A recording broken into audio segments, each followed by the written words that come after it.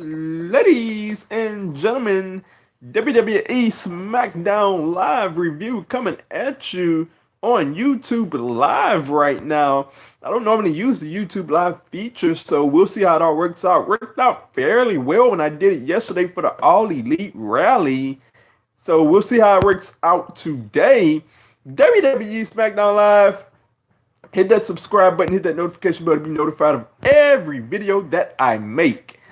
So, WWE Smackdown yesterday just came on yesterday. Talked about how WWE RAW, WWE Smackdown is so different. I talked about how it's pretty much the same show, but I see so much difference creatively on Tuesday nights than I do on Monday nights, and I don't know why that is. And that was on full display on Tuesday. A near flawless show for WWE SmackDown. We're about to hop right on into it.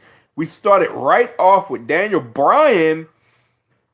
He was at the vendor machine, ranting and raving, vegan Captain Planet Daniel Bryan. Ranting and raving. I enjoy this. Like, some people, it's kind of polarizing. Some people love it. Some people hate it. I like it.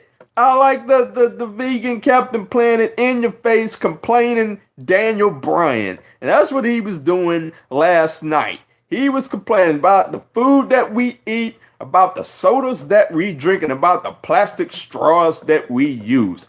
It was beautiful. Then he went down into the crowd, got into the crowd's face. The crowd gave him some stuff back. It was pretty cool. And then R-Truth just had enough of it. I had my head down. I think I was on Twitter looking at something, and all of a sudden, I look back up. R-Truth is in Daniel Bryan's face, beating him down. So that got us to Daniel Bryan versus R-Truth to kick off the show. And I gotta say, I was expecting a longer match than we got. It was a very short match. R-Truth got in a little bit of offense, but before you knew it, the match was over with the running knee from Daniel Bryan. He picked up the victory. Very quick match. Nothing inherently bad about the match. It's just that it was very short. So Daniel Bryan picked up the win there. As he tried to celebrate on the stage, AJ Styles comes out of nowhere, comes from the back, shall I say, and tears Daniel Bryan apart. He stands tall over Daniel Bryan. It is going down at WrestleMania. At the Royal Rumble. What am I on? On the road to WrestleMania. It's going down at the Royal Rumble. AJ Styles versus Daniel Bryan. So after that, we had Rey Mysterio, Mustafa Ali versus Samoa Joe, and Andrade Cien Almas. And look, I saw this match. I was like, oh my goodness. This is near main event worthy right here. I don't want to say an all-star matchup, but as far as wrestling talent goes, yes, an all-star matchup. And we got some crazy spots in this matchup. Rey Mysterio. Look, Rey Mysterio is either going to get fined or fired. He did a power driver. He did a Canadian destroyer, for goodness sakes. And I got to say, when I seen that Canadian destroyer, I was like, whoa, a Canadian destroyer on WWE television. What is going on here? And just the closing stretch of this match was ridiculous. And before I get to that closing stretch, when Samoa Joe flung Mustafa Ali into the announce table, woof, that was a sick spot right there. But to the closing stretch of the match, it was just phenomenal. We had a 619. We had Mustafa Ali with a 450. Then we had Mustafa Ali over the ropes with a suicide dive to the outside. And then, right as it looked like Rey Mysterio would pick up the victory, Andrade Cien Almas picked up the victory with the hammerlock DDT. This was a phenomenal match. Andrade Almas needed a clean win, a big win over Rey Mysterio. And look, a great match overall. Progressing feuds as well. So I enjoyed every single bit of it.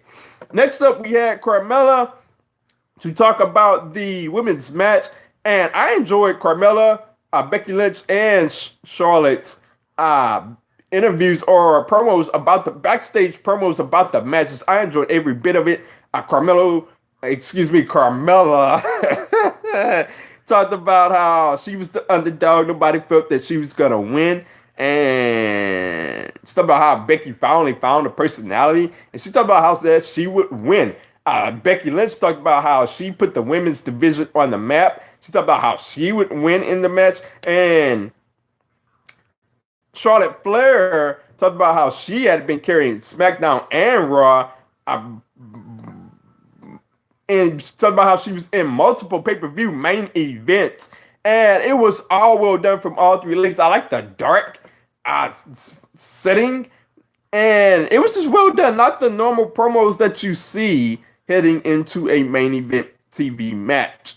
So next up, the Usos talked about how they were ready for their title shot. And that brought out The Miz. And he was backstage with Shane. He was outraged that the Usos got a tag team, had a shot to get a tag team title match. They had to beat the Bar to get a tag team title match. The Miz was just outraged about that. He went to Shane McMahon, talked about how he wanted to circumvent the process. He said that Shane was McMahon. You know, we could just get a tag team title match. Shane wasn't having any of it, and Shane walked off. After that, The Miz suggested that they should wear white leather as a tag team. Like, really?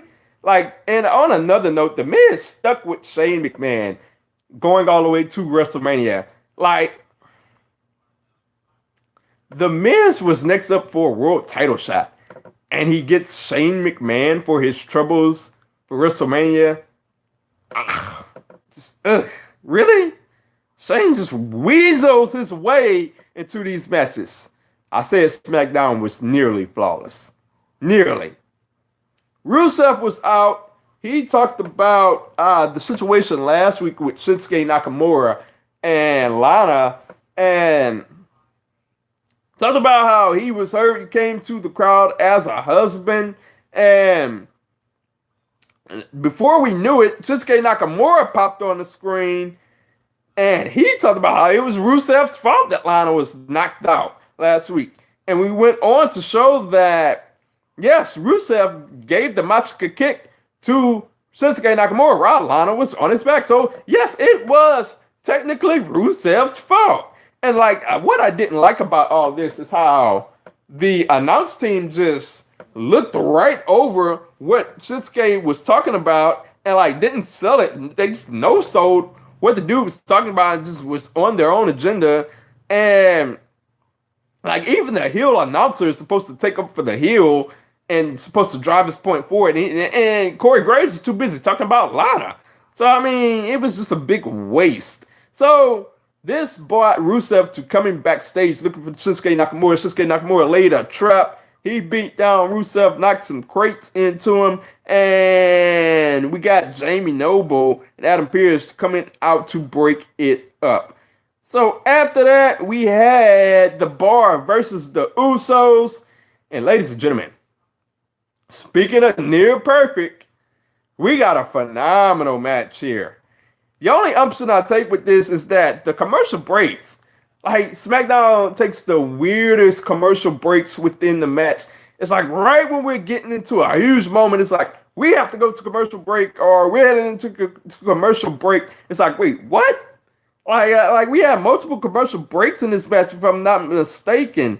It was a phenomenal match. The things that we did see, we got the Usos flying outside with multiple suicide dives. We got Cesaro swinging to a sharpshooter, and the crowd was just in a frenzy for this match.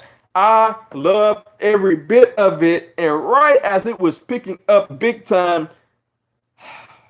Mandy Rose comes to ringside, talked about how she thought that she left her top and her bottom in Jimmy's locker room or Jimmy's hotel room or wherever. By the time she came out, I was so outdone that I knew the result of the match, and I was so ticked off by it. So this led to the Bar picking up the victory over the Usos.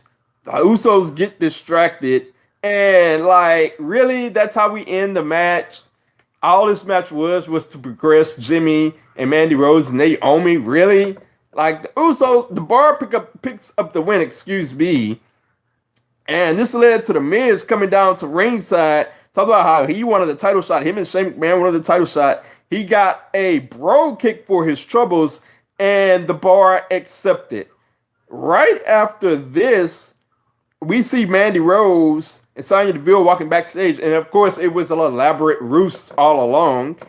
This brought out Naomi, and she started waylaying Mandy Rose, taking out Mandy Rose, and Sonya Deville jumped in, and it was a 2-on-1 beatdown. And Jimmy jumped in, told them to back off, and they backed off, and this storyline continues. Man, I bet Jey Uso is somewhere like,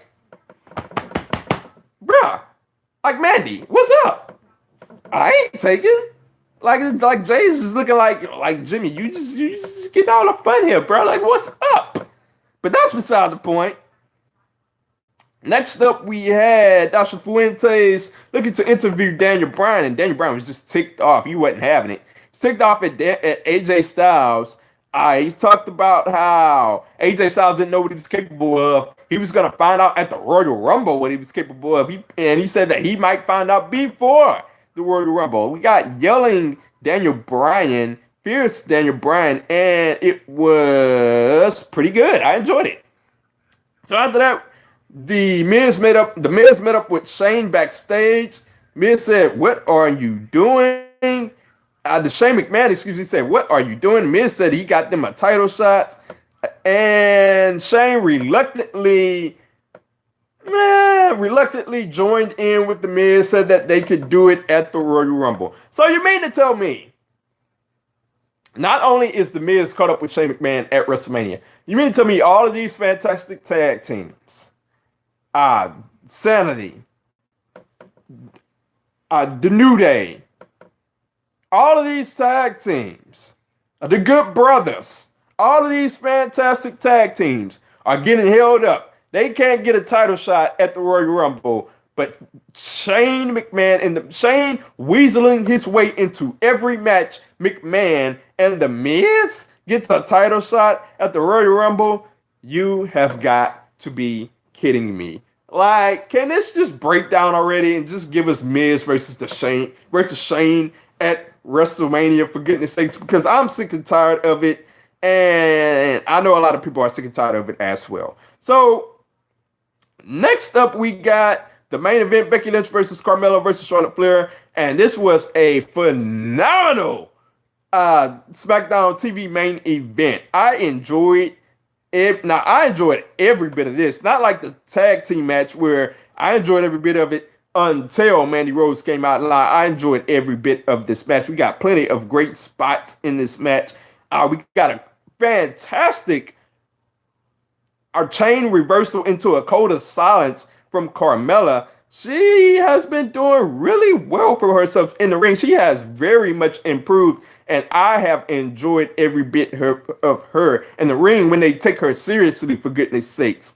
In this match as well, we got a supernatural selection from Charlotte, and, Ember Moon better copyright that maneuver, because Charlotte is out here trying to steal her finishing maneuver. We got a supernatural selection that was done really well, if I may say so myself. And to close the match, it was a phenomenal closing to the match as well. Charlotte had the figure 8 locked on. Looked like she was going to win the match. Becky intervened with the splash, and then eventually Becky locked on the disarmor for the win on Carmella. So it will be Becky versus Asuka at the Royal Rumble. Ladies, the ladies are going to take over Royal Rumble weekend. I'm telling you what I know. Becky versus Asuka, Sasha versus Ronda Rousey, and we got the NXT women's title match as well. That is gonna be phenomenal as well. I'm gonna enjoy all 3 matches. This is gonna be phenomenal. Becky and Asuka, they can go many ways here. I'm gonna save my picks for the time when I do a Royal Rumble review. In my mind, I pretty much know where they're going to go. That's just my wrestling intuition talking. I pretty much think I know where they're going to go, and it is going to be very interesting if they go down that route. So let me know what you thought of SmackDown. Let me know in the YouTube comments, either on YouTube or on Twitter at OMGCoreyB or at 2SweetPod. That's the number 2SweetPod. Let me know your thoughts. I will respond. And On that note, hit me on Twitter. I am